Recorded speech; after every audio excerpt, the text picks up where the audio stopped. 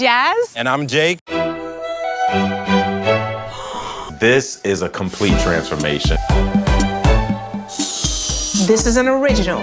The before and after is just crazy. Let's go. Right, let's do this, Jake. You bringing it. We got it. Jake, I love it! But I don't know if she's gonna like the reveal or the meal better. We're redesigning houses all across America. One block at a time. Right here on Living by Design.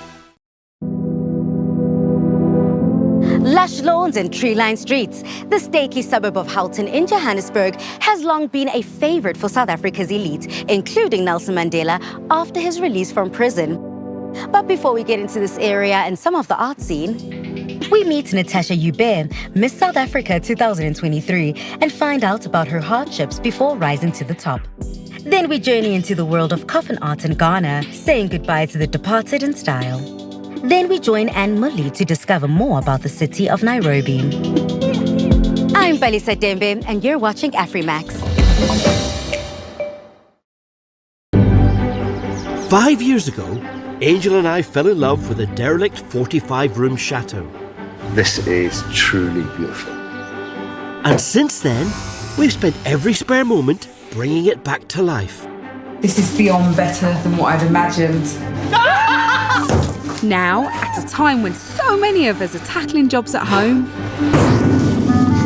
We want to use Angel's creativity. See the vision? and Dick's ingenuity, That is the basis of a bed. To solve your design and DIY dilemmas. We want your help sorting out our front door. You like your bus too? because if we can do it, I've just got the mindset of having a go. Look at that smoker! That's phenomenal. And because we're stuck at home, we're filming it ourselves. make sure you press record. Now that really is make, do, amend.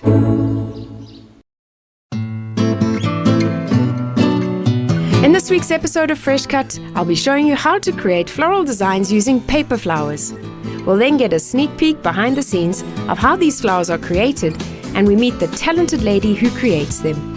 I've been so blown away by the different styles of flowers she's made that I thought what a brilliant way to end the season is to do a whole show using paper flowers.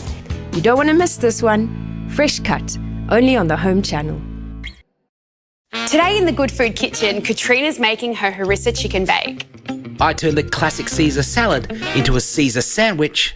And Paul Farag is making a fabulous Middle Eastern dessert with pistachios.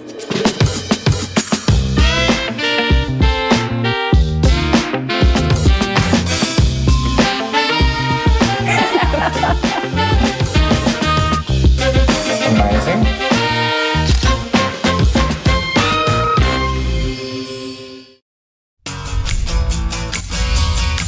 In this episode of Homestyled, we meet Miss Shudu. She's ready to give her interior a reboot, update some pieces of furniture, and bring in a fresh modern look. This does not say steady. For designer Lindy Ware, it's all about bringing in bespoke furniture and textures and colors that will add a touch of glamour to this home. Welcome home, my darling. This is what you needed. The piano is gone. You changed the blinds. No, I did not change the blinds, but something else disappeared. My polka dot. Yes. I don't miss them anymore. It's out with the old and in with the new on Homestyled, only on the Home Channel.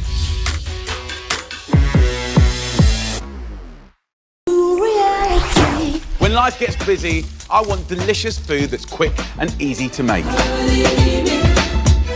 So I've come up with loads of recipes that you can rattle out in no time at all. These meals are designed to take the stress out of your cooking. I'm keeping it super simple, and I want to show you how to make great dishes using just 5 ingredients. They're the ultimate set of go-to dishes. Forget long lists of ingredients. These recipes are streamlined, perfect for getting you lot back in the kitchen. It's all about genius ingredient combos that deliver big on flavour, and you'll see just how exciting simple can be.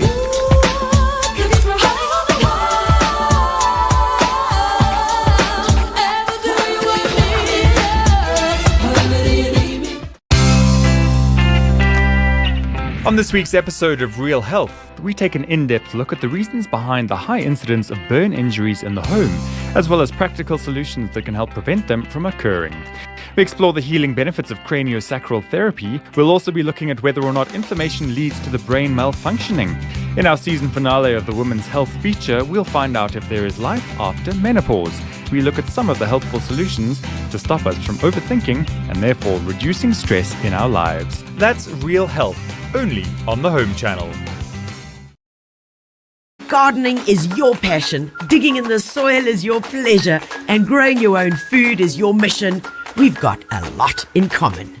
Get access to the greatest gardening minds, including yours truly, with The Gardener magazine, filled with the latest gardening trends, inspirational ideas and tips. Available from leading retailers or online at thegardener.co.za. From cover to cover, it's gardening at its best.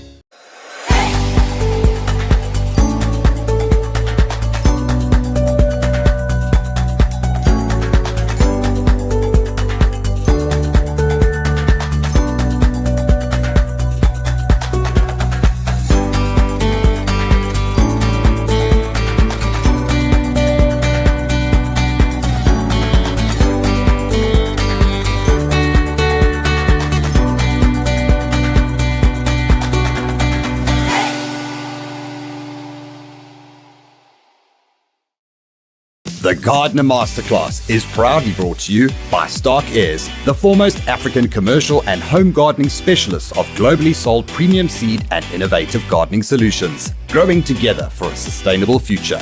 And the Gardener and Detainee magazines. Get access to the greatest gardening minds, latest gardening trends, inspirational ideas and tips. Good morning, everybody. I got my coffee. I'm ready to rock and roll. I hope you are, because it's autumn. Guys, there's so much to do. It's like, thank goodness the days are a little bit longer. Yeah, but have you felt that? It was this morning, actually. We've had sweltering. It's been cooking, guys. I could fry eggs on pavements. It's been super hot. I know you guys down on the Western Cape, you've had like 42s. If I have to hear my brother complain another day that it is so hot, let's not go there. But this morning, 5 o'clock, I felt that something in the air. Have you? Yeah, it's there, guys. It's coming, it's coming. Which means that Mother Nature is already telling us, guys, I'm giving you the signs, I'm giving you the signals, it's now time to get going. And I'm just going to reinforce all those things today, because let me tell you now, and I will repeat this, I'm going to sound like a stuck record, gramophone, DVD without Blu-ray, that if you do not do the work now in autumn, you will not reap the rewards in spring. Guys, it's as easy or as difficult as that. You have to do the work now. You have to. So make the most of when the cooler days arrive and get there and do it. Okay, so there's lots on the go today. We've got a bit of bulbs, we've got a pruning, we're going to do a bit of composting. We're going to talk about a few pots. And but before we get into all that, let's see who's online, guys. Let's have a look. Morning. Yes, Felicity, you felt it. Yes, yebo. C, Janse van Vieren. CJ. Morning from, and regards, who? Tanya and Celeste from Klerksdorp. Goeiemôre julle. Sibusisa, good morning. Fells, good morning. Mariki, good morning. Probleem met kweekgras. Ja, ek hoor jou. Kathy, good morning. Who else do we have here? Soraya, good morning. Dig It SA, good morning. Daphne, good morning. And Janine, morning from Waterfall. Pat, good morning from Brackenfell. Gosh, you guys are all over SA. Farouk, good morning from Mitchell's Plain. Amy, good morning. Good morning. Amy van Wyk. Hey, is that you, Amy? Is that the Amy? Yes, it is. I'm looking. Oh, but your picture's very small there. No, that is you. You must change your profile picture. You've got a dog now. Patsy, good morning, good morning. Candice, good morning from a sunny Centurion. Desiree, hello. Nicole Green Thompson, good morning. Guys, it's wonderful to have you all with us, and we are about to get rocking and rolling. So, first things first, most importantly, is, your Aggie's panties. You know what those are, huh? Agapanthus. Yes, Aggie's panties. So, and I hope by now all of you have got blackjack in your garden, because we all know the famous blackjack. I mean, it won multiple awards. And let me tell you, when I got my blackjack, which came back with me in the aeroplane from Gauteng, true story, it was one little plant. We popped it into the garden, and it did have a flower on it, and I thought, oh my gosh, when this thing goes, it's gone. It is still flowering. It's still flowering, guys. It shows you the amazing genetics, the power behind that plant and what it gives. It truly is beautiful. So a lot of your perennials, and I'm talking perennials now, don't get confused and don't get all stressed out. Your perennials with strap-like leaves. Okay, think of agapanthus. And why are they called Aggie's panties? Because my grandmother used to call them that. So they call Aggie's panties in our garden. So they are going to be coming to the end. Some of them might be just pushing their last flush, okay? Your daylilies, they're probably waning now. They've had their major flush. They're looking amazing. If you found that your Aggies, all those strap-like leaf things, didn't give you that beautiful summer show, if they sent up a flower here and there and they looked a bit scraggly, they just didn't give you that oomph, then guys, it means that they're choking. They are choking. I mean, have you ever pulled out agapanthus? When you pull them out with a garden fork, I have bent garden forks, true story, digging them out. I have bent them because those roots are incredible. They're thick, they're fleshy, they're delicious. And when you pull them out, there's like that much leaf and there's like, whoa, that much root. So get them up. You've got to divide them.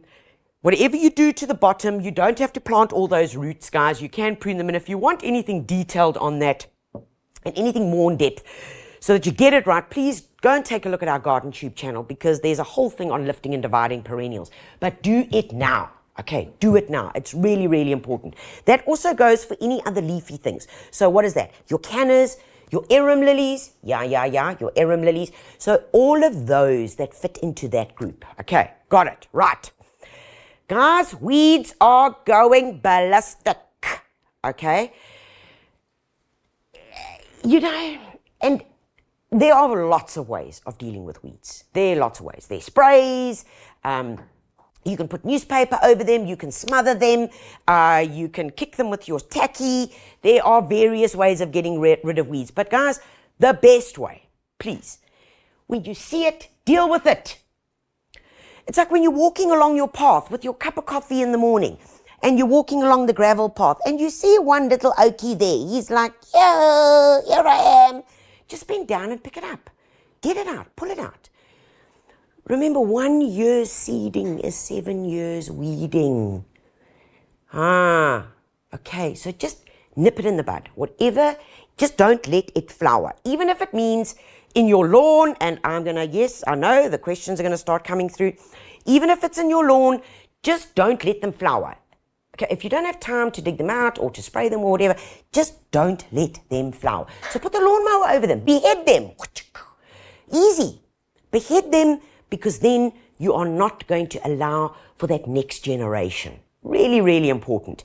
Of course, one of the easiest ways, as well as if it's in between garden beds, just take your little trowel or take one of those long-handled little hose and you can just scrape them, because the weed seeds, the weed's roots are normally not that far down. So you just got to scrape it, leave them lying there, because what are they going to do? They're going to end up forming mulch. They're a plant after all. You know the definition of a weed? It's just a plant that's come up in the wrong place. According to us. Yes, okay. All right, so just scrape them, cut them off, and just leave them there and let them lie, and they will eventually then turn into beautiful organic matter. Very, very important. Okay, next up, All the leaves, yes, all the leaves are brown. You know that song? Yeah. No. You know that song? And the sky is blue.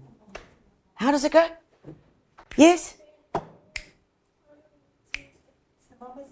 Oh, the mamas and the papas. I don't know who sings it, but I know half the words. Anyway, so they're going to be leaves, guys. And for those of you out there who are anal about your swimming pool, you are going to be fighting with the leaves even more and more and more. So what do we do with the leaves, guys? It is the opportunity of a lifetime. It is like the trees are just going, and they're shaking down all those beautiful leaves to turn into something amazing.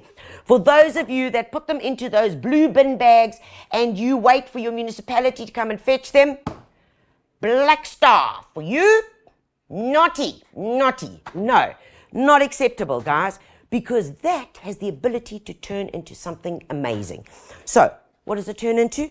Yeah, well, we've got various ways.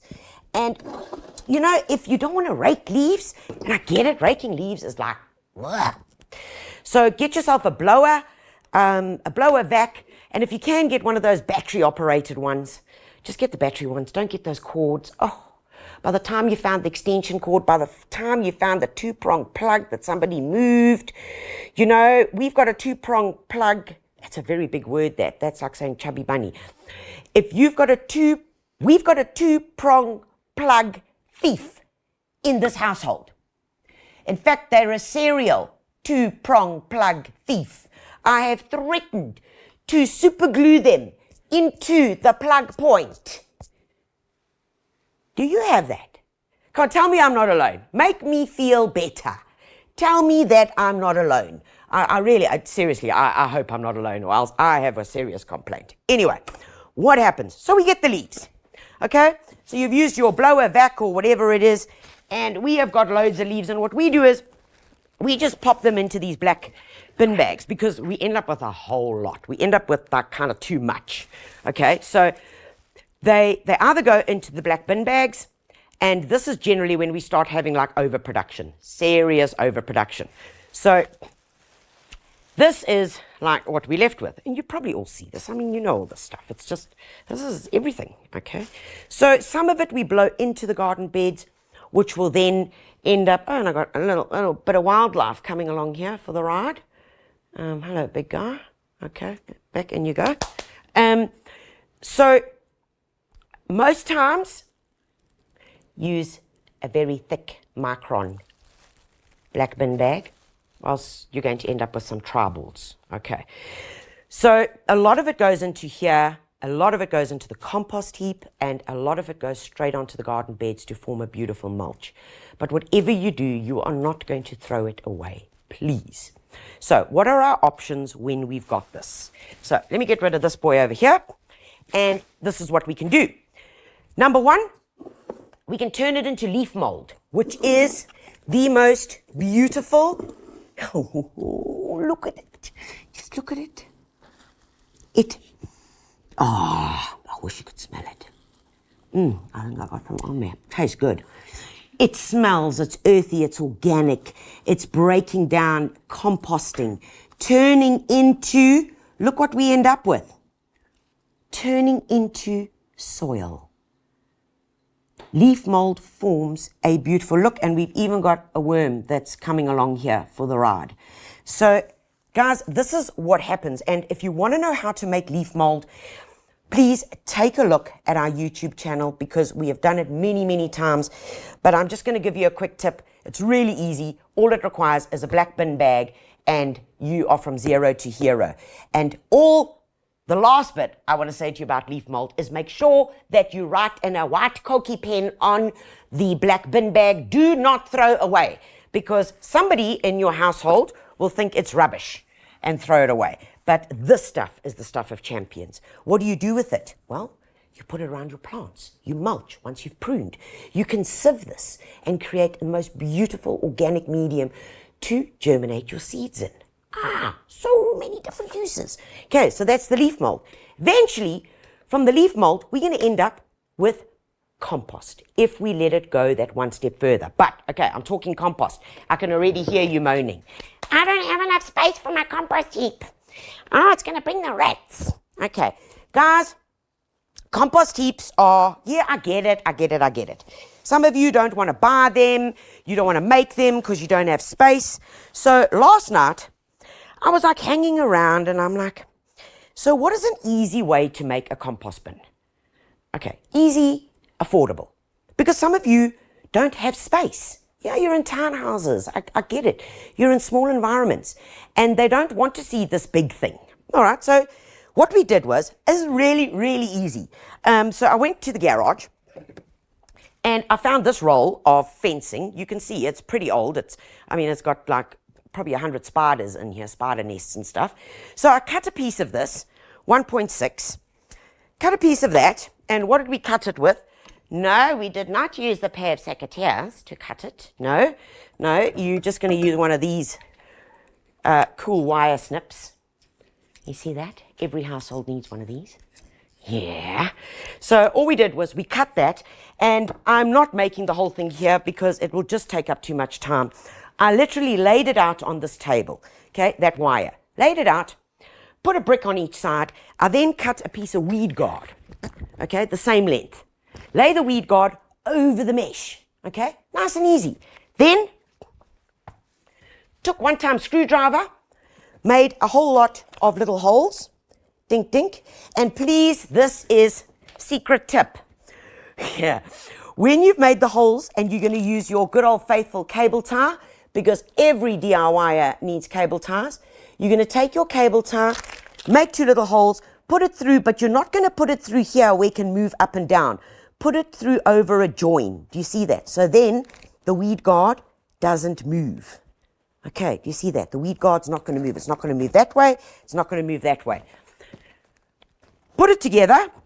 Cable tie your whole little gadget together. Fold over the weed guard. And boom, we have got 1 times compost bin. Okay, you can make many. You can make many. And guys, this has to be the simplest, most affordable way that you can do it. You can have 3 of these, 4 of these. You have to have at least a minimum of 2 compost bins. And then it's really simple. Then your leaves go into it, wherever you are, wherever you place it, because remember, compost bins need to be turned. You have to turn them, okay? So wherever you're going to decide to put it, let's pretend it's going to be here. All right, then in your leaves are going to go. And remember, making a compost heap is like making a good Dagwood sandwich. Okay, it's layer upon layer upon layer of goodness.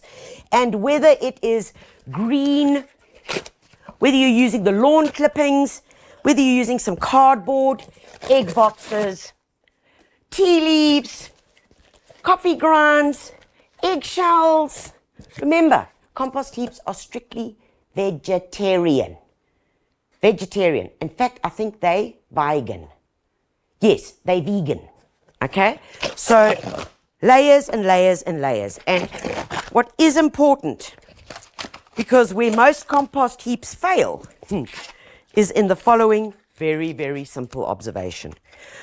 Because there's going to be a lot of pruning that's going to be taking place now in the garden, and you've done your pruning and you've got all this excess garden material, the garden waste, you're going to want to put it in here.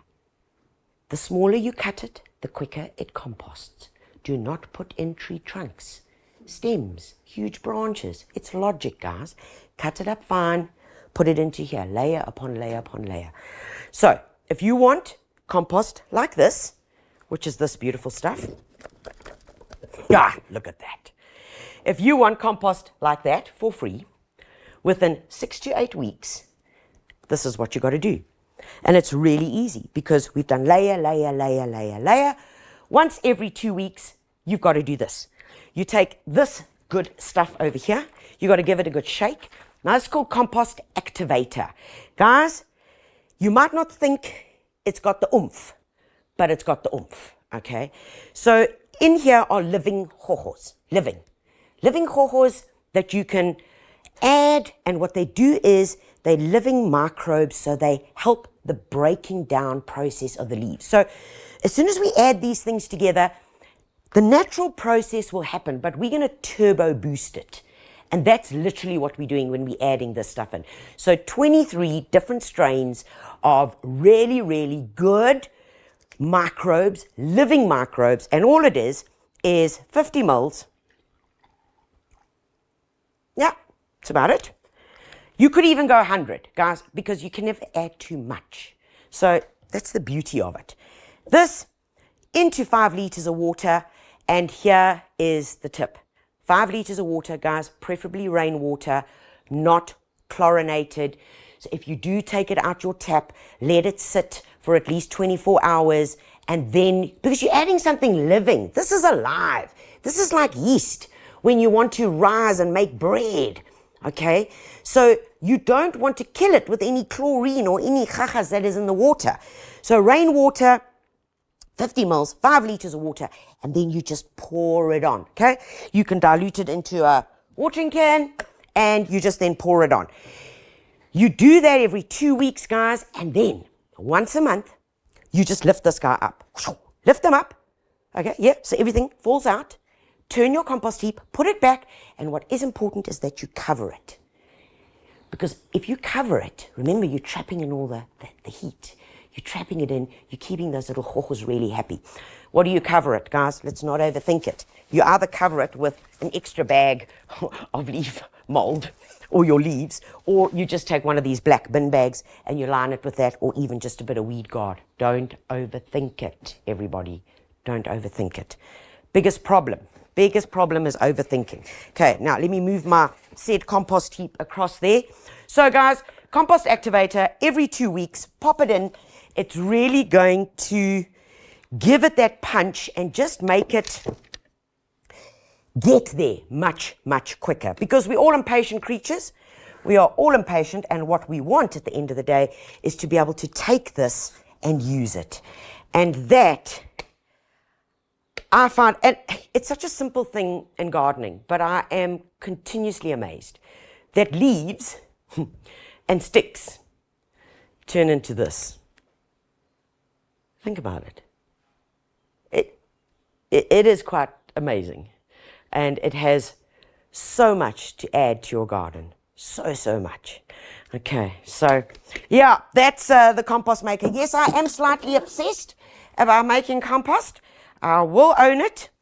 My compost heaps are inspected regularly, and but the rewards that you get from it are truly so incredible in terms of what it's going to give back to your garden, because it came from your garden. It came from, so we're completing that cycle. Okay, right. Stock up on frost protection, guys. If you don't remember what cupboard you hid it in, or where you did, or where you couldn't, because I know we all put things in cupboards and we forget about it. Stock up on your frost guard, especially if you're in an area that you know that your temperatures are going to drop. Stock up on it, make sure that you've got it, because when those temperatures drop and you read your weather app in the early evening and the shops have closed, trouble. Okay, so make sure that you've got it.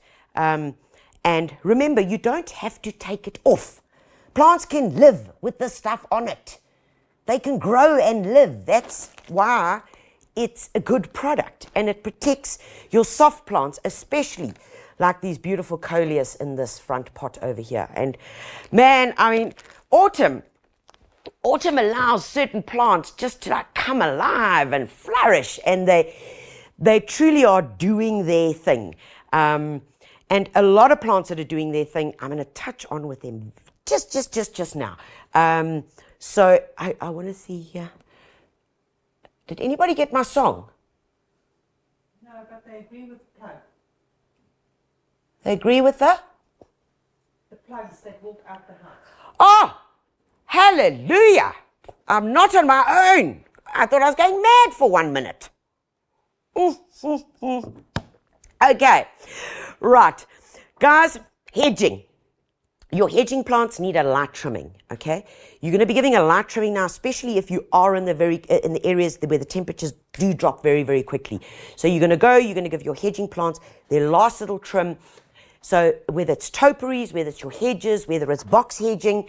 And remember, when you are trimming, guys, there are a few important things that we always need to bear in mind. Whether you are going to be creating topiaries, whether you are going to be shaping, the tools that you are going to be using are so important because they decide. They are going to help you along the way and make it not look like it's really had a fight with the barber. And remember, with any hedging, it's removing small amounts at regular intervals that is going to give you that beautiful thick hedging. The mistake that most of us make, and I'm going to turn it this way so you can see it. So there are two things that I like using. I like using this little guy. Man, gosh, so lovely. It's so lovely. You can use it for anything. We use it for the edges in the garden. I tried it on the Yorkie. No, I didn't. You can use it on the edges of the garden. You can use it for that. I love using it on the rounded topiaries because I just get so much more flexibility. And what I do love about this is that I can switch this blade out with this blade over here. And then I've got for my straight hedges. Okay, so if I'm going up and down, get those angles, works really, really nice. Yes, I know, you have been there.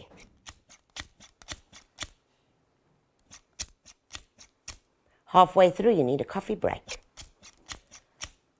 Lunchtime, you're still at it. The first plane has gone over. It's time for an oros. You're still there in the afternoon. Ah, I know it. And then you lose focus and the hedge goes, woo. There is a time and a place for this, and I do love them. Just consider the following, because this is all about ergonomics. Because I know you do a muscle workout. You find muscles that you've never found before. But one thing I do is any of the ones that I use has this rubber. Okay, it has that rubber. So it stops that. You know, I know you've got to pair them. I know you've got to pair them where the metal hits metal. Yeah, and it like it shudders through your whole body. So I like using this. And guys, remember, it's a very little clipping. It's a small, gentle pruning. With these, I get really good accuracy. Now, the problem that we make, or that the mistake that we make when we are trying to get a hedge so that we don't see the beautiful neighbor, is that as we are pruning and shaping, it's a natural inclination. It is a natural thing. We start at the top, okay, and then somehow we end up going in. So we end up cutting like that. You've seen this. You have. So you start, if you're standing, okay, and you're busy cutting, somehow, and I think it's because your shoulder drops or somehow, but you start going inwards instead of going down straight and then slightly out. Okay, that's the trick of hedges. Hedges need to be cut like that. Do you see that? Wider at the base, slightly narrower at the top, to allow light through. Because when you cut them like that, there it is. When you cut them like that, this foliage stops light from getting there. It stops light. Leaves need light to grow. Yeah, they do. So what happens? You start getting a naked hedge at the bottom. The leaves fall off. Eventually, you're seeing straight through the hedge with this little lollipop, a few leaves on top, and you can see the Rottweiler next door. Yeah, okay. So it really is important that you just taper it going out slightly. Do that, give them a good feed, give them a good mulch, and they'll be back on their way. Okay, very, very, very important. And it's such a little mistake. It's such an innocent, simple thing that we do, and yet it can have huge consequences in our lives, and especially with our other halves when we can see the neighbor's kneecaps. Right, there are a lot of plants at the moment that really are coming into their own, and they look amazing in autumn. They put on their autumn flair, and they really do look spectacular. So what are some of those? We've spoken about the coleus, and guys, I mean, I just can't get enough of these plants because this one's called wasabi, and I get it why it's called wasabi. This one's called redhead. The colors are vibrant, they're amazing. They really take cuttings very easily, although I'm not meant to tell you that. I will urge you, take a look up here. Mace, I just want you to come to this flower. Do you see they're starting to flower now? Guys, I urge you not to let it flower. Don't let it flower. All I want you to do is just nip that off like that. There we go. Just break it off with your thumb and forefinger. Because as soon as they start flowering, all the energy is going into the flowers, and the leaves end up becoming quite miserable, thin and spindly. So we rather want it on the foliage. If at this point in your garden they're looking quite scraggly, give them a hard pruning, a good mulching, and they'll come away again. Plants that are coming into their own are these crotons. I mean, look at these colors. It's like a kaleidoscope. They're electric. They are possibly some of the best. And if you are in a cooler area where you know you get frost, keep it in a pot. You can then move it onto your patio. You can even move it indoors into a very bright light area, well-lit area, and it'll last right through the winter. And then you can move that pot out again during the summer months. But amazing colors, they really do come into their own. And I've never, ever thought in my wildest dreams I'd ever be saying that I loved a croton, because I grew up with them. But somehow, yeah, changed my mind. Anyway, guys, plants that are also coming into their own now that are going to need a little bit of a helping hand. You will notice that your azaleas, some of your azaleas are flowering. It's weird, hey? Like, why are they flowering now? We're going into autumn. Well, in fact, azaleas, or rhododendrons as you call them, but these are the little azaleas. This is one called Encore. Encore are beautiful. Why? They're more compact. So they're not those big magenta ones. They stay nice and compact, get about 40 by 40, can grow sun, semi-shade, even under trees they do well. They keep their foliage, and they bloom more than once. That's why they're good. But in autumn, you will probably get the most perfect flowers out of your azalea. And so they're going to give you this little autumn flush now. They're then going to go to sleep and then await spring. And when spring arrives, boom, that's when they really put on that full show. But there's a group of plants that need a little helping hand. So what are those? Those are all of your acid-loving plants. So that's azaleas, camellias. What else? Gardenias. Yes, you've got it. Okay. And I'm going to show you a little bit later what they are going to need. But most importantly, right now, what I want you to do is, you've got this. Of course you have. You've got your leaf mold. So around these plants, you're going to place a thick layer of your leaf mold. Okay? Place it around there because, why? Because all of these plants that flower in spring produce their buds during the winter months. They don't wake up in September and say, oh, sorry, I've got a flower, and make a flower. The buds have been producing all during the cooler months. They've been growing and growing and growing. And the first time that we see them is when we walk out after the long winter like bears from Antarctica and say, oh, look, darling, it's got a bud. They've been producing and swelling and growing and just waiting for the temperatures to warm up. Bang! And then they do it. So you've got to keep them moist, because what do they need? They need moisture in order to develop. Yes, yeah, I know. You're thinking it. My camellia buds fall off. Yeah, they fall off because the plant is lacking in moisture, which means if you mulch, if you feed it with what I'm about to tell you to use, and you make sure that it's getting enough water, you're not going to have that bud drop. Okay. Very important. Very, very important. Okay, right. Where are we? Pruning. Okay. Oh, this is where we get to have lots of fun. Okay, guys, so some of you might have a plant that looks like this in the garden right now. True story. You think it's looking gorgeous. However, far from nice and nice from far. One of those, hey? all of your salvias, a lot of your salvias right now in the garden, and I'm going to talk about most of the salvias in your garden, even the indigenous varieties, going to have peaked, or they are peaking at the moment. They're on full flower, they're looking fantastic. After that, what do? You have to prune. You have to. If you don't prune, you're going to end up with sticks like this, and it looks really awful and raggedy. So, what do? Very simple, guys. Very, very simple. And don't ooh and ah and have a complete meltdown, because you have to do this. You have to do this in order to get that beautiful autumn flush and prepare them for the winter. Look at this Salvia leucantha. It's already telling you that it wants to shoot. It wants to give up and process the next generation.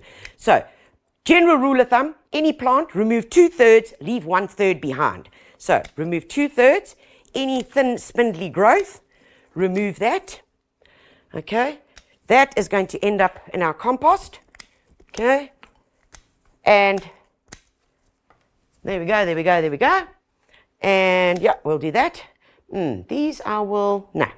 Okay, so that's what you're going to do. Lovely leaf mold around it. Okay, and then a good feeding. What do we feed with? Use something like 315 organic, all right? A nice good handful, and not even a handful. Per shrub, you probably would use 3 teaspoons, more than enough. 3 teaspoons around each shrub. Give it a good watering in, and away the plant is going to come again. Please do not panic mechanic. It's going to grow. I promise you it's going to grow. Same with the salvia. All you're going to do is remove all the spindly growth.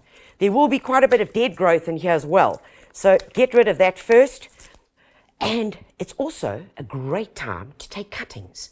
So you could take cuttings of all of these that you're removing. But I want to jump to that. So I'm literally just going to give this a quick pruning and then show you what we're going to do. So here, this is too spindly. Actually, I'm just going to take it off. Remove it down to 2/3. We're going to keep these bits here.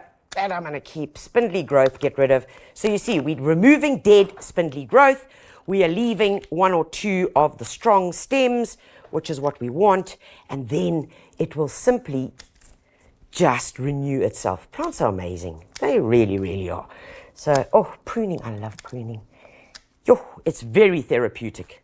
Very, very, very. Okay, so there, I'm going to take that. I'm going to keep it there. And when you're pruning, you want to look for what we call a node. There's a node. Okay, you see a little square stem. There's a little bump. That's a node. Just above that. Okay, just above that. Right, that'll do the job there. Now what do? Okay, well, we've got all these plants, because once you've pruned it, you're going to have lots of cutting material, and the leftovers are going to go to your compost. So once you have pruned that plant, that's what's going to happen to it. It's going to reshoot. Look at all that new foliage straight from the bottom, and it's going to look gorgeous like this. Yeah, that's what a haircut does. Okay, so let's talk quickly about what you're going to do with these bits and pieces. How are we on time? Because I know I'm running behind. I know I am. Okay, never mind. Stay on the line, caller. Oh, stay on the line, caller. Right, when it comes to taking cuttings, guys, it's very, very simple. And I'm going to really rush through this. And we will be doing it again, so please don't stress. Most importantly is your cutting material. So your cutting material needs to be fresh, okay? Don't let it lie in the sun. Put it into a shaded spot. Do it as soon as possible. And here we are just going to be taking little cuttings. When we've got too big a leaf like that, we just reduce the leaf surface. Do you see that? I've got a nice little stem. It's got 2 growth points.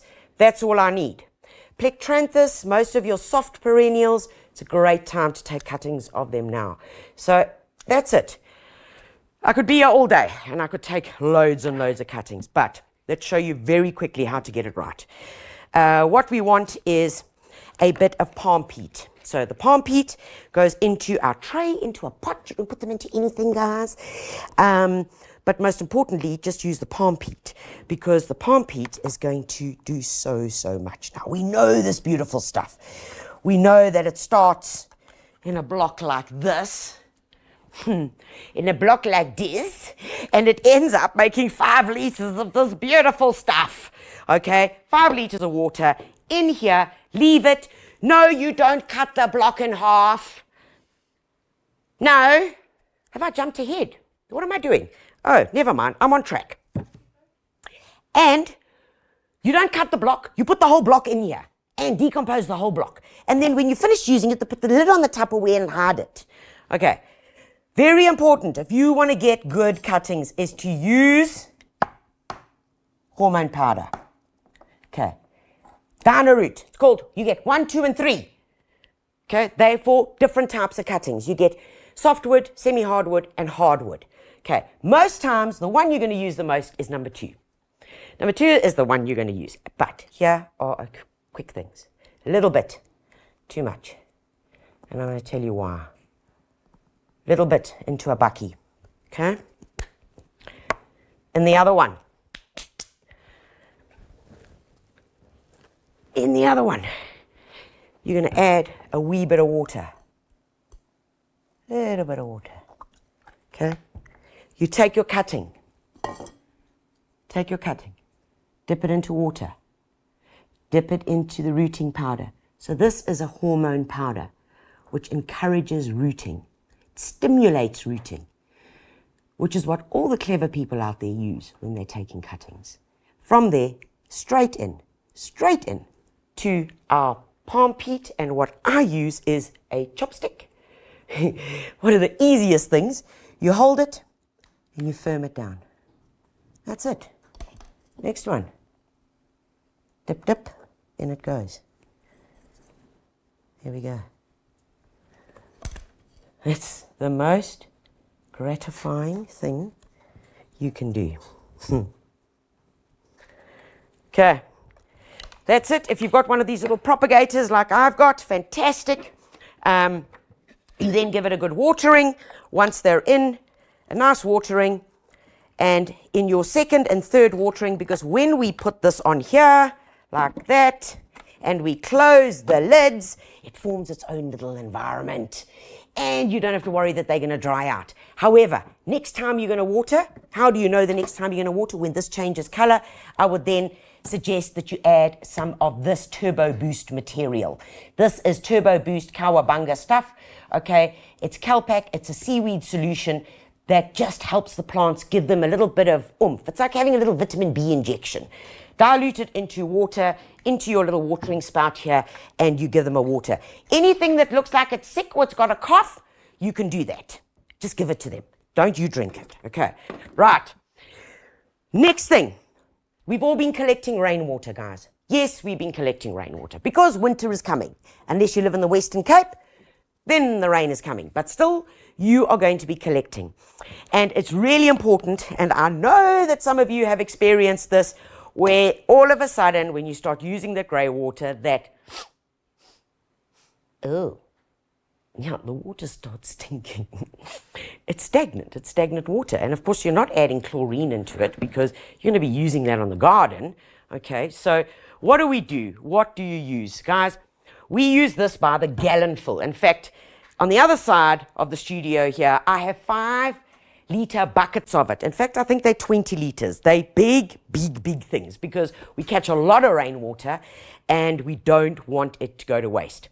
It's called Smell Away. I believe they've changed the packaging or something, but I have this one here, and it is full of good little microbes, okay? What does it do?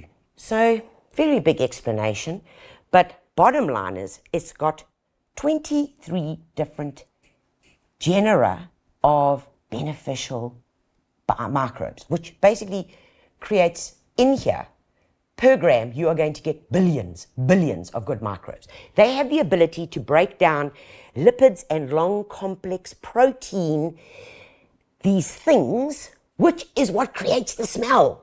But they eat it. That's what they do. They live on, they break it down, and when they break it down, they take away the smell, because that's what creates the smell, and it's called lipids.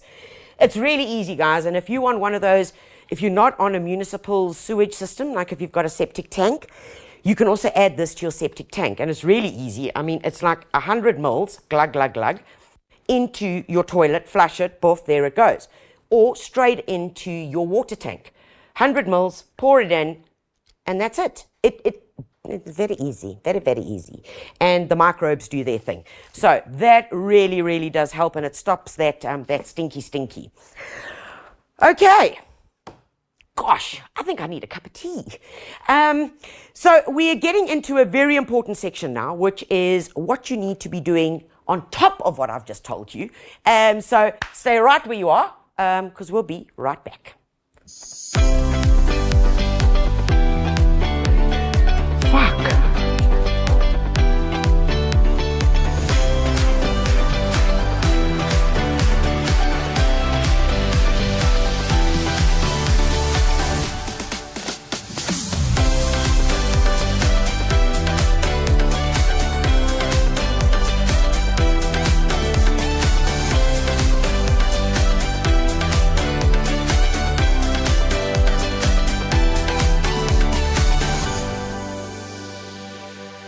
Alrighty, so we told you your azaleas, your camellias, your gardenias. Yeah? What else?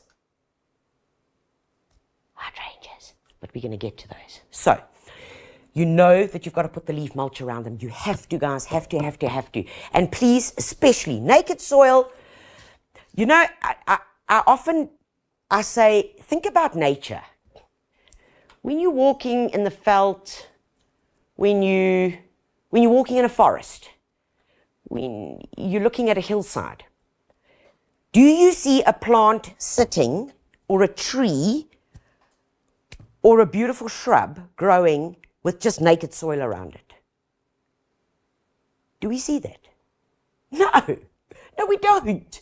Which is why when we make a new garden bed, and there's all this bare soil because we want this plant now to grow and take up the space. We cannot leave naked, bare soil. Think about it. The sun is beating down. It's hot. It's going to kill all the microbes. It's going to kill anything that was there. So look after the soil. Look after the soil. It is so, so important. Okay. Now, in order to keep these guys looking good, what I want you to do is use some hydrangea food. Now, it's very easy. Please don't stress yourselves out. I'm looking for my watering can. There are two ways that you can apply this. And this is also for what we call acid-loving plants. So that's all the plants I've mentioned. And your hydrangeas. Because your hydrangeas are the same. Oh, and by the way, FYI, all of these plants I've just mentioned, you do not prune them in winter. Oh, golly gosh. Yeah. Did you have hydrangeas in December that were just big, green and leafy? Oh, they looked so beautiful. They were just lots of foliage. Any flowers? No, negative. That's because you pruned them in winter. If you prune them in winter, remember I was telling you, when do the flower buds develop? If you prune them in winter, guys, you are pruning away the flower buds. Okay, so no pruning in winter. Okay? No, negative. So, all you're going to do is 5 to 10 grams of this, and you get a little gadget inside here. You get one of these little things, okay, so you really can't mess it up. 5 to 10 grams in 5 liters of water, and you just pour it on. So, it's a good drench. It goes around. It's a drench into the soil. The other way you can do it is a foliar feed. So, foliar feed, I definitely recommend that for the plants that are containers that you want them to just like look a bit more pimped, okay, that you really want to pay attention to. So those with the foliar feed, all it is, guys, is in a pressure sprayer. Here you're going to use 10 grams in 5 liters of water, build up your pressure, and then that is a foliar feed. So that's when it's going onto the foliage. So you do that, and you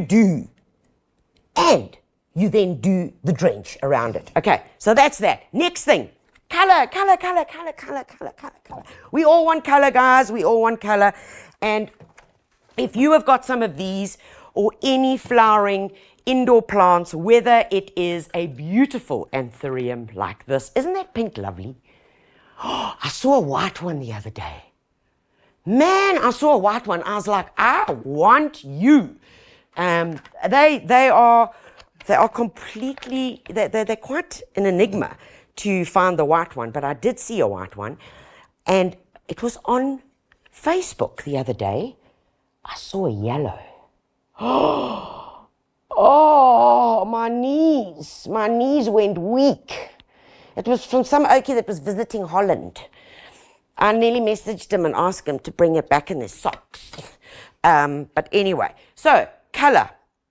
Guys, whether it's on your patio or whether it's indoors, we all know that we want to have it. So how do you keep it going? How do you make it look good? And how do you keep it alive? Importantly, what I want you to know is that you need to feed.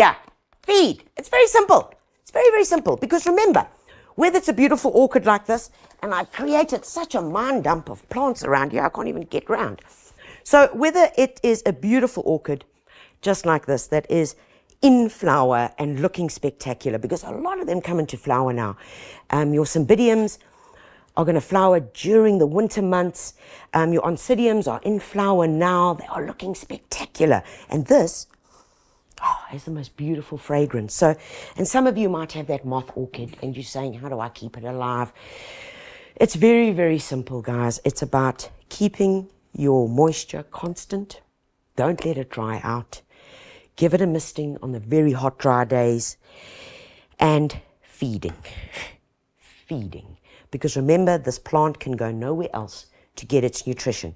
In nature, they're normally growing on trees, in the forks of trees where leaves fall. And when leaves break down, they release nutrition. Here, it's trapped in our little pot, so it can't get any nutrition.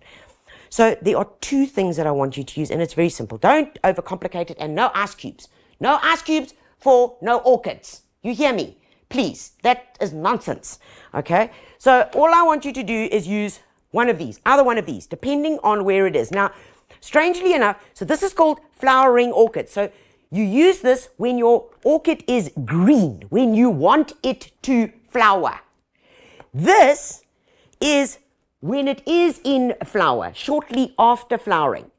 So you want to make sure you get your timing right here, because you don't use this. Most people use this when it's in flower.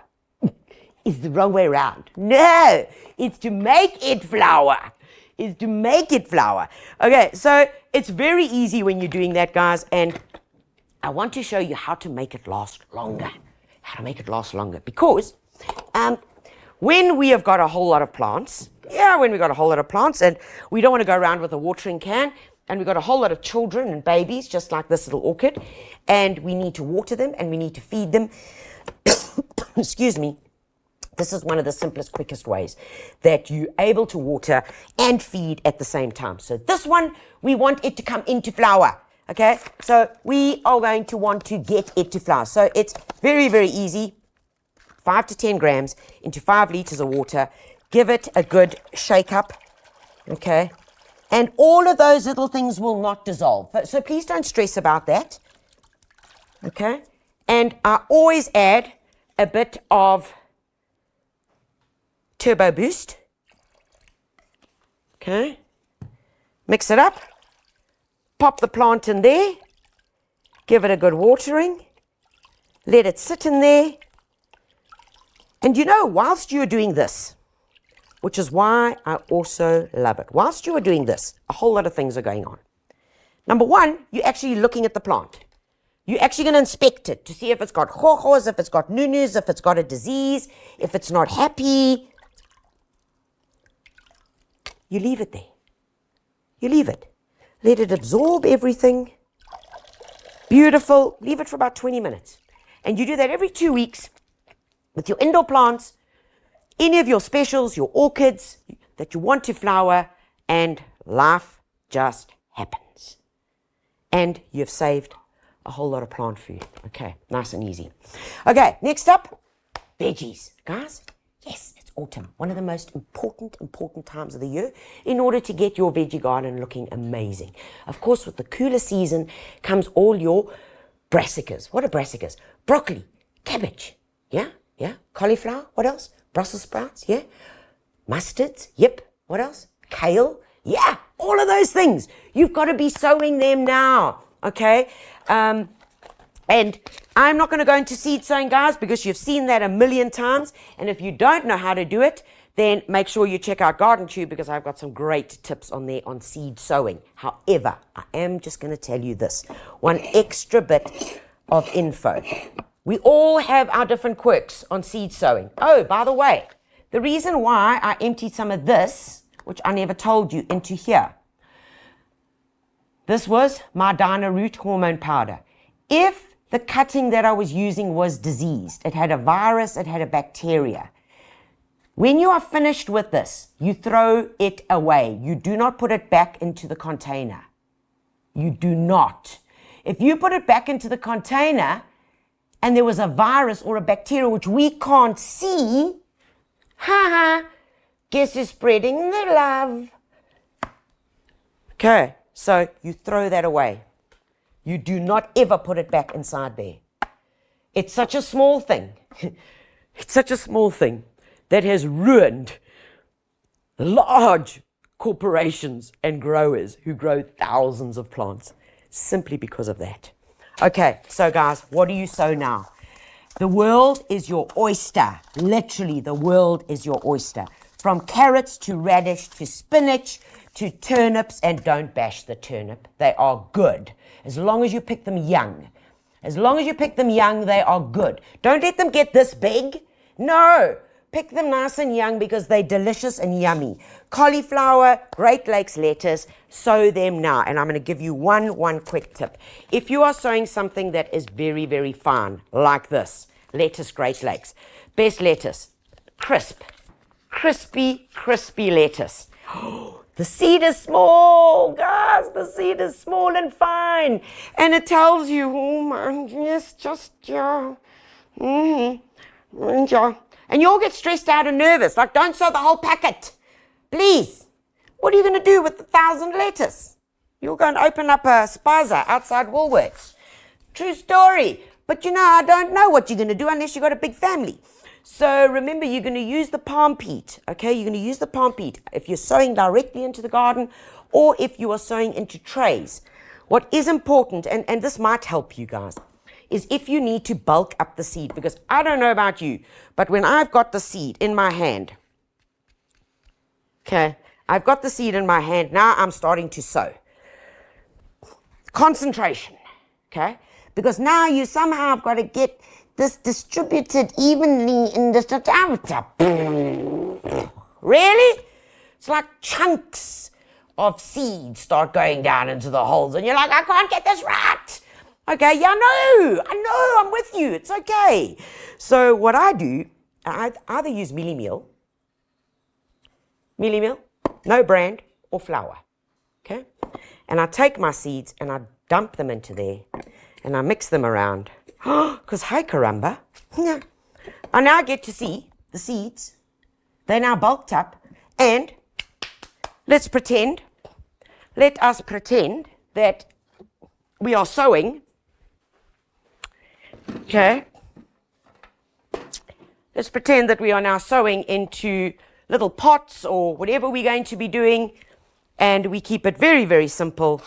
We've got our little, I love these, little cardboard pots, which you can also make your own just on a newspaper. All we're going to do is add a bit of palm peat into them, nice and easy, level it off, pop it there, and we're going to take a bit of this mixture. We're just going to do that.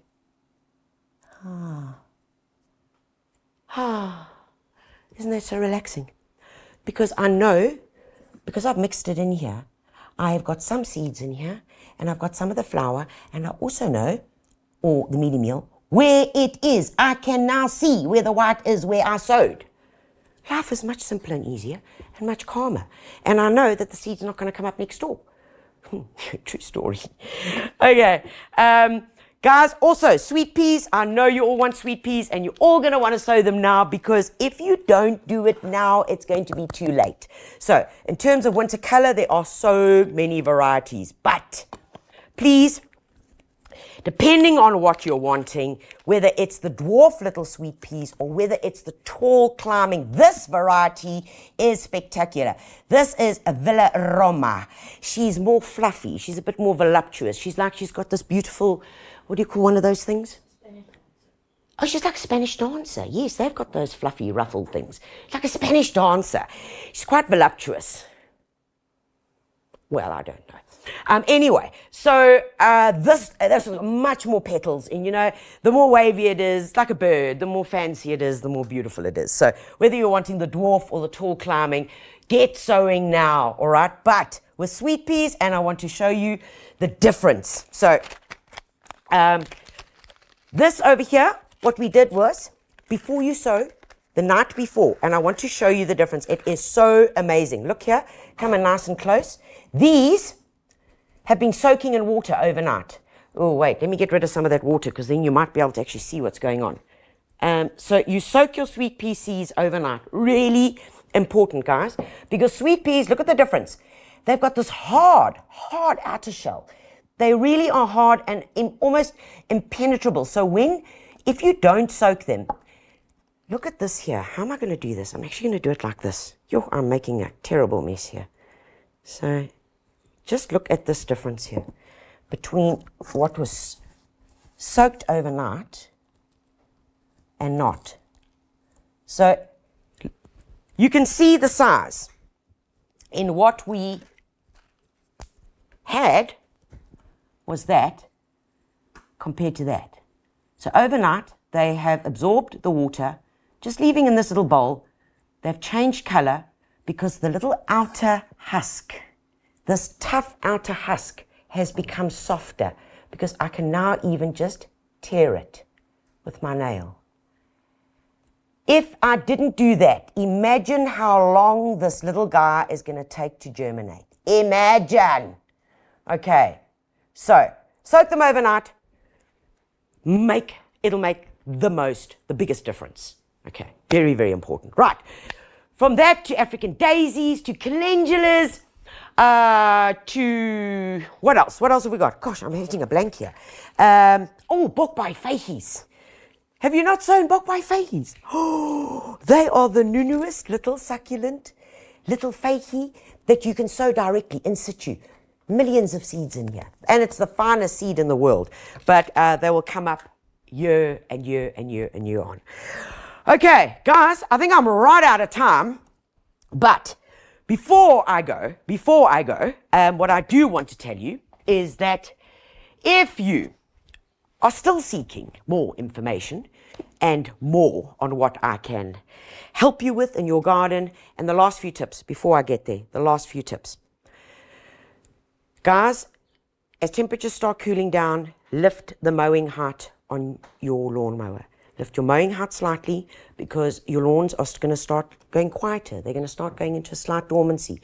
Lift your mowing height. Give them a good feeding, okay? Give your lawns a good last autumn feeding. Use something like the 315 organic and give it a good watering afterwards. All right. Very, very important. And remember, your lawn clippings, you're also going to be adding to your compost heap. So, I think that is all I'm going to tell you for autumn. I think I've given you enough to do. Lastly, if you're looking for more inspiration, grab your latest copy of Detained or The Gardener. This is hot off the press. It is going to be available to you right now at your local garden centre or your local retail outlet. We focus on the beautiful, stately, architecturally brilliant agaves. We talk about what you should be sowing right now, pruning, everything that I've spoken about and more, and yummy recipes to go with it. Plus we feature a most beautiful garden, it has a lovely story. And remember, gardens are about the people and the plants, or the plants and the people. So delve into it, because within these pages holds a whole lot of inspiration for you and your family, and to make your gardens and you a better gardener. And of course, get your hands on a copy of Grow to Eat magazine, where all the yummies we've spoken about and more, plus your lunar gardening guide, are all in here. Folks, that is it. It has been a crazy masterclass. There's a lot on the go. Remember to catch me at my Builders Masterclasses. If you want to know where they are, make sure to follow me on Facebook. Also check out our website, thegardener.co.za, and remember to check out our YouTube channel. Till next time I see you, right here, or maybe in store. God bless you all. Take care of you and yours, and happy gardening. Thank you. The Gardener Masterclass was proudly brought to you by Stark Airs, the foremost African commercial and home gardening specialists of globally sold premium seed and innovative gardening solutions, growing together for a sustainable future. And the Gardener and Detainee magazines. Get access to the greatest gardening minds, latest gardening trends, inspirational ideas and tips. If gardening is your passion, digging in the soil is your pleasure, and growing your own food is your mission, we've got a lot in common. Get access to the greatest gardening minds, including yours truly, with the Gardener magazine, filled with the latest gardening trends, inspirational ideas and tips. Available from leading retailers or online at thegardener.co.za. From cover to cover, it's gardening at its best. I'd have to put, what, 800 into this? 800,000? Wow, I can't believe the transformation of this house. Follow me, girl. It is my dream listing, and I will stop at nothing to get it. It's brand spanking new. Now is the best time to sell this penthouse. I really love this island. Our motto is you dream it, we build it. I know what you're doing. I did not bring you here to try to sell you this beautiful house. Dave, Wow. I love this place. All right, let's make an offer. Do we need to stage it? When a buyer comes, they make up their mind within 10 seconds. Not very many people can write a check for $20 million.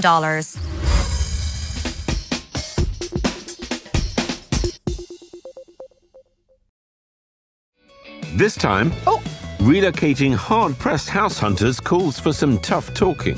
I'm a dream squasher, basically. Good luck, Bob. You're going to need it. Ooh! Which can be tricky to take on board.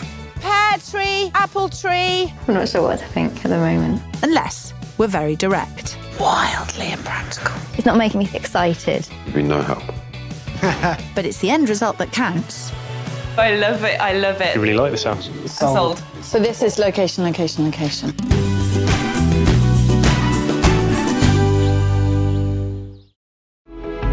On this episode of Open Homes, An architectural marvel in inner city Melbourne. an urban beach house in Merriweather, A stunning family home in a quaint suburb. and at the climax of this episode, Dave Franklin will leave you in awe with his most recent showstopper. Come with us as we step inside.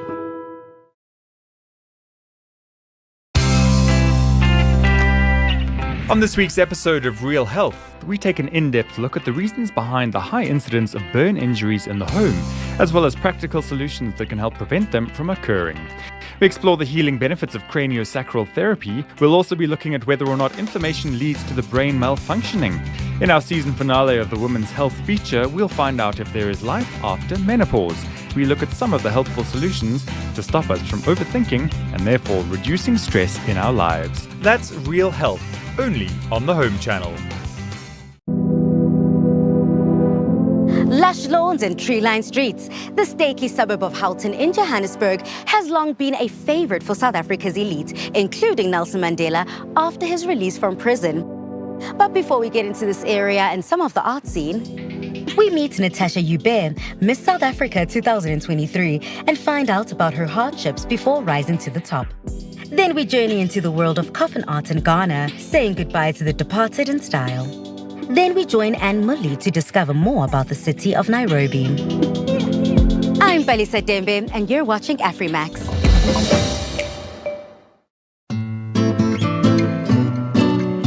In this week's episode of Fresh Cut, I'll be showing you how to create floral designs using paper flowers. We'll then get a sneak peek behind the scenes of how these flowers are created, and we meet the talented lady who creates them.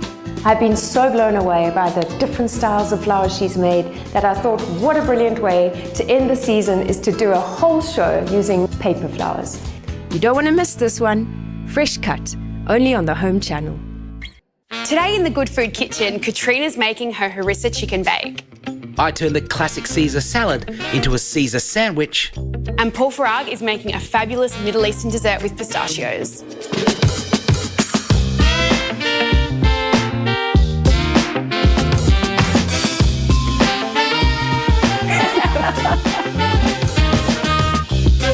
Amazing.